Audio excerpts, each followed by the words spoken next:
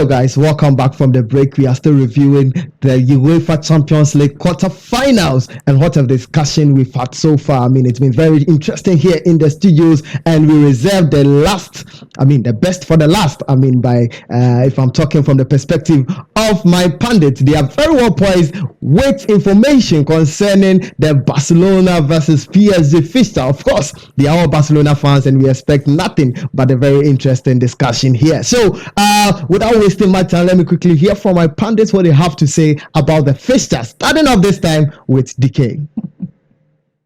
Right. So, I think this fixture was also a very interesting fixture. Yeah. Because it's had very interesting, dynamics. Yeah. Because PSG, for example, has a coach like Luis Enrique. Yeah. Who is a Barcelona legend and has also coached Barcelona to Champions League glory. Yeah. And, treble. The treble. Yeah. Back in the days. So, and he has even coached the Barcelona coach, Xavi. Xavi Hernandez. So it was a very interesting fixture also to look forward to. Yeah. And I think that it did not disappoint. Okay. All right. Are you sure it did not disappoint? Oh, it actually did not. But me, I still feel disappointed. Okay. But before that, make I rectify this. My boys, they count for me too much. Okay. Because they don't understand why sometime I go, I can't talk, see, for now I'll be City fan. Well, if you are a City fan or a Barcelona fan. They understand. But you know say I'll be Barca fan. Of where course. we get genuinely love give City. Okay. So that be what then I dey try talk. Okay. I still be Barca fan. All right. But you see, Barca, me, I will talk on my opinion. Yeah. As we qualify for the Champions League, then we don't get form. You say one team right now, we don't get form. Yeah. Then me still in the rebuilding process. Then me personally, I say Charlie, the Champions League they go left inside. Okay. But we go meet Napoli where we jail them for inside, then give you some hope. Say Charlie, no, Vim Day. If the league they go well, give you there, Charlie. We force for the Champions League inside. Okay. So as we go score Paris for them at home, they raise my hopes. Okay. I told you. Okay. I will talk plenty for the top there. All right. Not easy, say Charlie, you go. I will send you, Baba. I will send you. Say as we go score them 3-2 for Paris there. Charlie, forget we G them.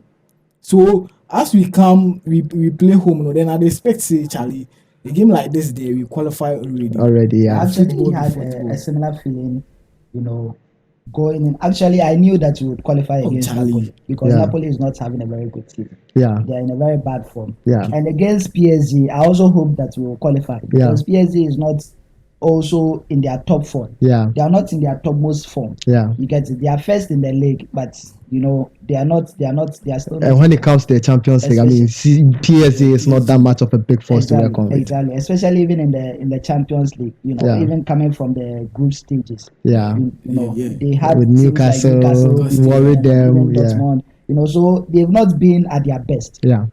Just like Barcelona. Mm-hmm. So I knew that it was going to be a tough game, but I knew that Barcelona could pull through this fixture. And once they're able to pull through this quarterfinals, then they are going to meet either Atletico or Dortmund in the semifinals, and so they could even fancy themselves getting into the finals. Yeah, you get it. So it was a little bit disappointing for Barcelona fans to see it end like the way it did, but I think the fixture itself did not disappoint. Right.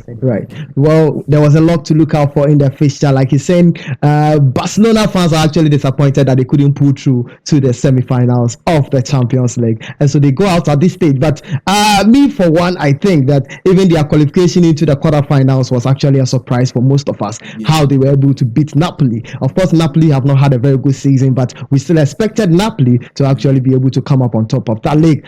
Xavi actually doing a superb work there, and especially in the first leg of the quarterfinals, which we will be hearing our pundit talk about shortly. So jumping right into the first leg of the quarterfinals, which gave us a very interesting match with a 3-2 in favor of Barcelona. You could see tactics at play in there, and in that fixture, I could tell that Xavi was really on top of his game, isn't it? Yes. I mean, Xavi got everything right in the first leg. He knew going into the game that Enrique is a coach that likes to keep the ball. Yeah. They like to play possessive football. Yeah. Just like he was in Barcelona. Yeah. And this Barcelona team have not been able to master that tiki-taka football to the level of teams like Manchester City or even the likes of Arsenal. Yeah. You get it, who have played among themselves and have also been coached by the same management for a very long time. Yeah. So they've been able to master that kind of football. Mm-hmm. You get it. But this Barcelona team under Xavi is not a team that you can say have mastered the Barca philosophy, the Barca style of play. Yeah. Up to this point where they meet PSG. You get it. So I think that going into the game, Xavi's idea was not to play possessive. His idea was to play the long balls. Like when Enrique was even in Barcelona. In 2015 when they won the Champions League, they had players like Messi, Neymar, and Suarez at the front. So they just tried to get the ball to them as quickly as possible in the transition. I think that is something similar that Xavi did. You can see this from stats like Ter Stegen giving 12 long balls to the final third only in the first half. In the first half alone, you get it. So he did a lot of those things, and then it worked out for him. It worked out for him well. And then the defense line was also very good against PSG. Holding with the likes down of Mbappe and Dembele. Like Dembele scored, but I mean, it wasn't maximum damage. In the end, Barcelona was able to carry the day. You get it. And their attackers also came through for them. Taking their chances and then scoring 3 in their away fixture. So I think that everything went on well for Xavi. Tactically. He was able to and you could talk about the changes that he made. Exactly. Even the changes that he made. Instant impact. Bringing up Pedri, who came into the game and then gave that line-breaking pass to Rafinha that equalized the game. That was just 57 seconds on the pitch. I mean, it tells you when you got the ball. So Xavi's everything was on point. The changes, even the last goal scored by Christensen, who had also come on, I think some few seconds, in some few moments, and then he got that winner. So Xavi got everything right. He outclassed Enrique. And PSG did not play a bad game. No, not at all. A very good game, possessing the game, dominating. Especially when they returned from the break. Exactly. In the second half, when they equalized, and went ahead in the game. And then went ahead in the game. So and they had a lot of chances even after Barcelona equalized and it was 2-2. They had a lot of chances. Barcola and even Dembele had some moments that they could have gone ahead again in the game, and that could have fetched them a win. But then also I think luck and everything else was on the side of Barcelona on the day. And I was even surprised. That was my first time seeing a team like PSG playing a calm football. You see, they were very relaxed, pushing the balls. They actually even possessed Barcelona. And I haven't seen PSG a team like that. But it's all boys on the tactics of the coach. Right. So it tells you the tactical play in that game. I mean, both coaches are, graduates of the tiki-taka philosophy. And of course, you wouldn't expect anything less than that. Well, in the end, PSG actually came up on top. And one thing that really annoys Barca fans about this fixture is Dembele, one player who has been to Barca and they didn't get a lot out of the money they paid to him and all of that, and then he comes back and torments Barca in this way, goes in both fixtures of the game, and even causing a penalty which actually turned the game around for PSG. What do you have to say? You are the Barca fan. I mean, all the fans in the pitch were booing him, and that didn't really turn out well because he actually had his day. So what do you have to say? See, to be honest, I don't know what to take to Dembele. Seriously, I don't know what to take to. It's like then the match, he gets some money before inside way. He for play prove them, make them take the money, give up. The ball Dembele playing, be easy. Hey, me as he come Barca now, they talk say Charlie, this boy they up to now as he come, I know they see any better ball he play give we as he did Barcelona. But as he go PSG, see head safe. Every day he dey inside. He can't dey Barca can't chop one and money can't tap bench sir. We can't meet you two. Check out you then we get God long time safe. Of course. See the ball in the play, the running, the celebrations even after scoring. A lot of players don't celebrate when they score their previous teams, but in this case, Dembele was running and celebrating. And as we they play home there, Abi then we dey lead them 3-2-1-0. So if the ball go through safe, the way Dembele go round and catch the ball, come through him. Charlie. I think that also I think one factor, in that motivation with which Dembele played this fixture is the fact that he's playing in his own home now. He's French and he's playing in the biggest club in the French league in France. Could you really say that without the Champions League? I mean, Marseille has one. Sorry? Could you really say that PSG is the biggest? Yeah, like Marseille has one Champions League, but then for so many years now, PSG has been dominating that league. Winning it consecutively. For so many years. You get it. It's only once in a while that another team will win. Yeah. So now, currently, PSG is the biggest. It's the biggest. Team. They've been playing the Champions League for so many years now. Yeah. You get Most it. So every season. I think that every French player's dream is to be there. Is to play in PSG because it's the biggest, and it's in the capital of the country. Paris. Exactly. So we have everything going. Right. So Dembele playing in the biggest club in his country, and of course they've not won the Champions League before. How endearing it will be, how lovely it will be if Dembele and together with Mbappe, especially this being the last season for Mbappe, they're able to combine and bring their cup home to Paris. That would be something very amazing. And of course, they progressing to the semi-finals means they really stand a chance of doing that, and I'm sure they will be fancying that one. But let's talk about Mbappe. I mean, we saw him in the first leg where he was silenced. He came back in the second leg and gave us some super performance where he scored 2 goals. What do you have to say about his performance in the quarterfinals?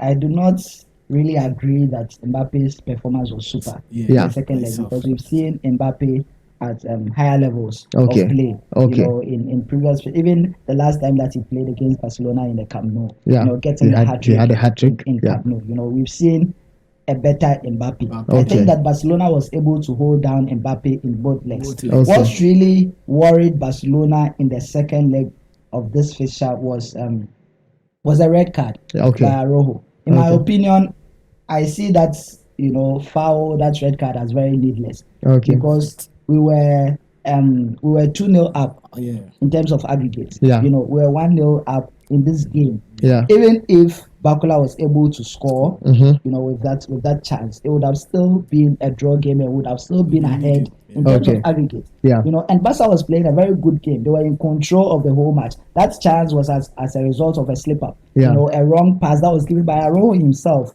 So, and also knowing that you're the last man, I didn't see why. So I think that the many goals that PSG scored in this leg of this fixture were all slip-ups by Barcelona defense. You can take Cancelo, the penalty, on Dembele, for example. The ball was going outside the 18 box. He was controlling the ball out of the. It wasn't even like a goal threat. You don't need to make that tackle. It was very easy for that side. That's clearance that Koundé should have done better, way better than what he did. Just laying the ball in front of Mbappe, who will not miss such a chance. So I think that Barcelona caused themselves this game because they were in so much control and everything was in their hands to qualify into the next stage. Right. Would you attribute that to inexperience?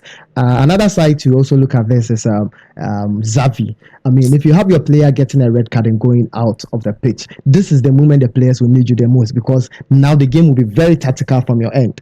And then you also have yourself taking a red card and then walking off the pitch. Then you have your players left alone on the pitch to actually do what they can do to manage the game. Xavi and Casa, I know they understand.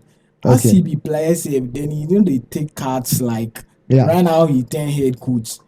Like you say, the anger issues they high too. But we didn't see that when he was a player too. That is very, very least shocking. Least yellow cards, least red. I'm not sure say he get red card in career. I think he get 1 or 2. I think 2 in his whole career, about 21 or 17 as a player, years. then they talk safe. You put some just go take him. You see Messi, then Charlie go release the ball.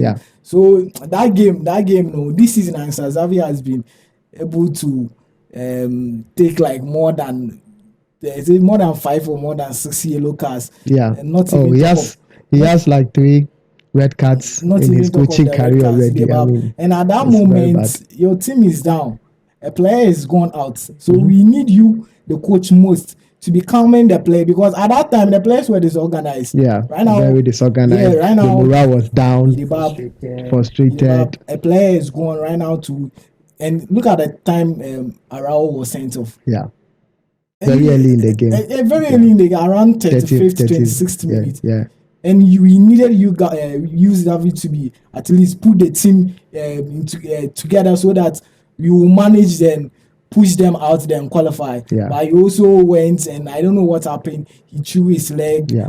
And he got Yeah. a red card. So- the assistant too came out. He went to say a lot of stuff to one of the UEFA officials. He got a red card. So they were just playing what Yeah. they can play. Yeah.